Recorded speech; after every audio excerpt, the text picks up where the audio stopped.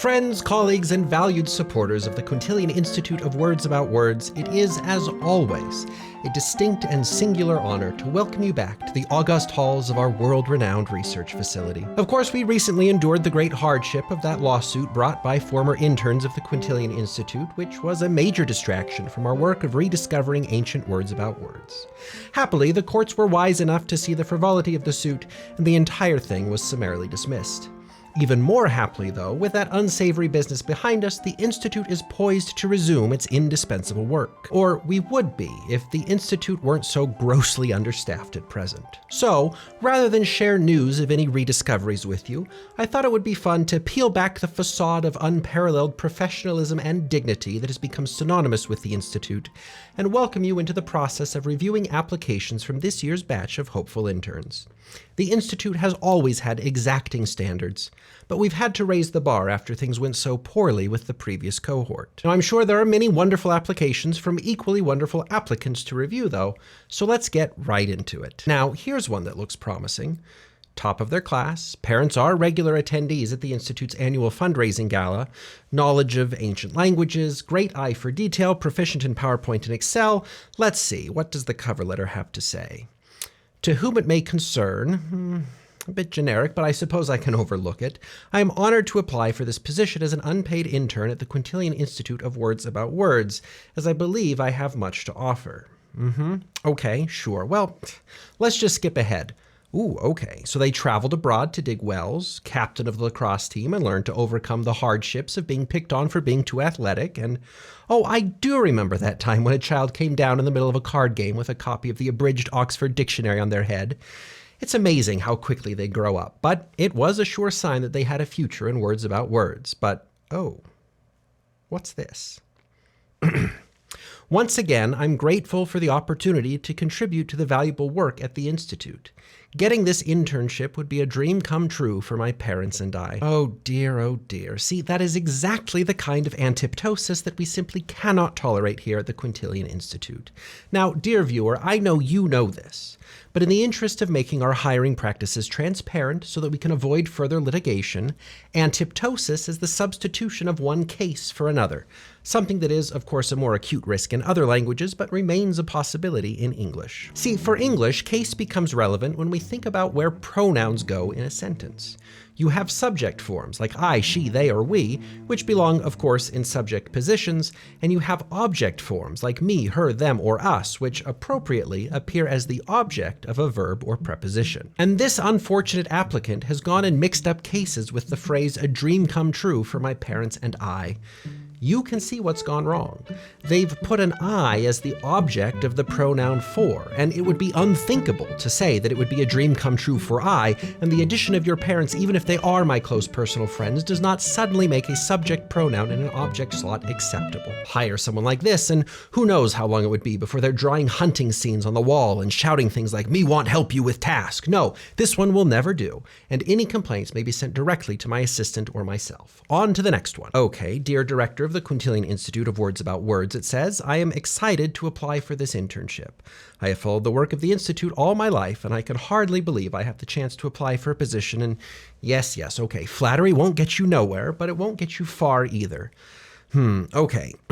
More about growing up in an apartment with a single parent, saving up small amounts of money left over from that week's work sweeping chimneys to buy out-of-date copies of the Quintilian Institute Bulletin from the newsstand. This is all lovely stuff.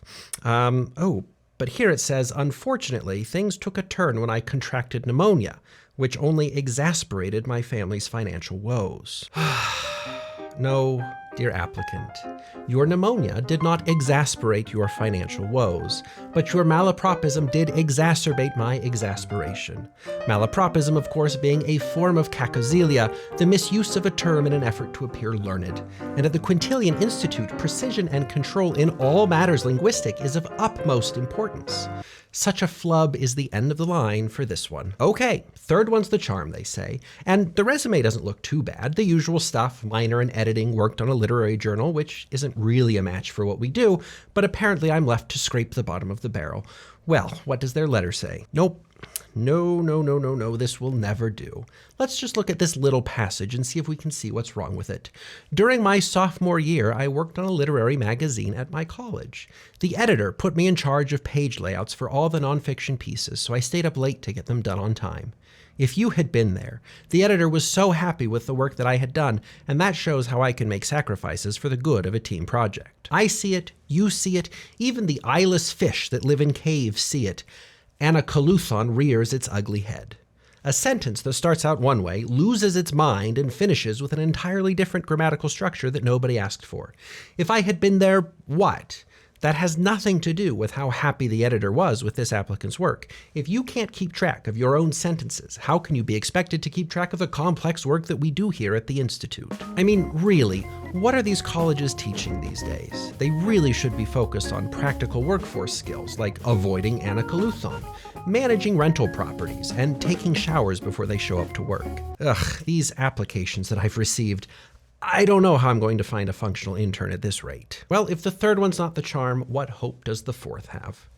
Oh look, they thought they'd have a laugh and dress up their resume with a catchy little couplet. An intern brave is what I'll be, it's true. My skills and smarts won't be believed by you. Maybe directing a research institute was a bad idea. We're not the Quintilian Institute of unbearably bad couplets. We're the Quintilian Institute of Words about Words. And that's why I know a very choice word about these words. So say it with me. Cacosyntheton alert. A cacophony is a bunch of bad sounds. Cacography is bad handwriting. Cacosyntheton is bad putting together of words. Syntactical synthesis gone wrong.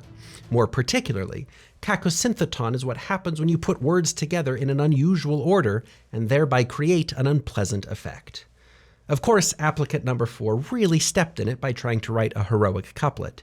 In their straining to adhere to iambs and rhymes, they mangled the sequence of words so badly that I can't help but wonder what fresh horrors they would inflict on our press releases if we chose them. Oh, this day truly is a day dark and one demoralizing, from which respite there is none.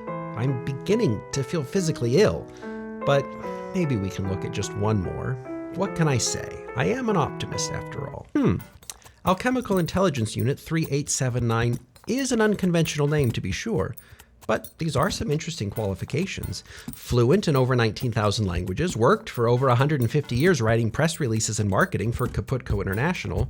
Skills include attention to detail down to the quantum level, ability to monitor the cosmos through networked uplink to Central Alchemical Wisdom Unit, unfailing loyalty hard-coded into the OS, self-sustaining on background cosmic radiation, and a shiny gold finish.